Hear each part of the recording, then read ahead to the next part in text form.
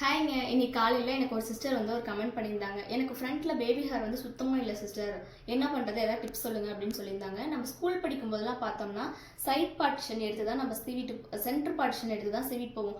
அப்போ இங்கே இருக்க பேபி ஹேர் எல்லாம் க்ரோ ஆகி இப்படியே தான் நமக்கு ஜாயிண்ட் ஆகுமே தவிர, ஆனால் இப்போ நம்ம என்ன பண்ணிட்டோம்னா இப்படி நேராக சீவிரம் பார்த்தீங்களா, இப்படி இழுத்து இழுத்து சீவிரனால இங்கே இருக்க பேபி ஹேர் எல்லாமே ஸ்பாயில் ஆகிடுதுங்க. அதனால் நமக்கு ஃபோர்ஹெட்டும் பெருசாக தெரியும். ஏன்னா நமக்கு இங்கே முன்னாடி பேபி ஹேர் இருந்துச்சுன்னா அதுவே நமக்கு வந்து ஹேரை வந்து நல்ல மெச்சூர்டான ஹேராக வந்து ப்ரமோட் பண்ணிவிடும். ஆனால் நமக்கு அந்த பேபி ஹேரை கட் பண்ணிட்டோம்னு வச்சுக்கோங்களேன், நமக்கு ஃபோர்ஹெட் தான் பெருசாக இருக்க மாதிரி தெரியும். இது எப்படி கட் பண்ணுறதுன்னா, நம்ம வந்து இப்படி தலை சீவாமல் நம்ம வந்து சென்டர் பார்ட்டிஷனோ இல்லை அதுக்கு ஆல்டர்னேட்டிவோ நம்ம வேறு ஏதாவது இந்த ஹேர் இப்படி அடங்குற மாதிரி நம்ம சீவணும் அப்படின்னா கொஞ்சம் வந்து பேபி ஹேர் வளர்கிறதுக்கு பாசிபிள் இருக்குது. அது மட்டும் இல்லாமல் ஹேர் க்ரோத் ஆகிற மாதிரி நல்ல ஆயிலோ நல்ல ஷாம்பூ யூஸ் பண்ணிக்கோங்க. கொஞ்ச நாளாக எனக்கும் இந்த ப்ராப்ளம் இருந்துச்சு. நான் கொஞ்சம் கட் பண்ணணும்னு நினச்சி தான் நான் வந்து ஹேர் ஸ்டைல் மாற்றி போட்டுட்ருக்கேன்.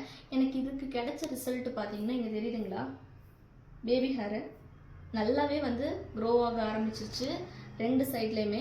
இந்த வீடியோ யூஸ்ஃபுல்லாக இருந்துச்சுன்னா எனக்கு மறக்காமல் ஒரு லைக் மட்டும் பண்ணிடுங்க. நம்ம நெக்ஸ்ட் வீடியோவில் பார்ப்போம். Tata bye.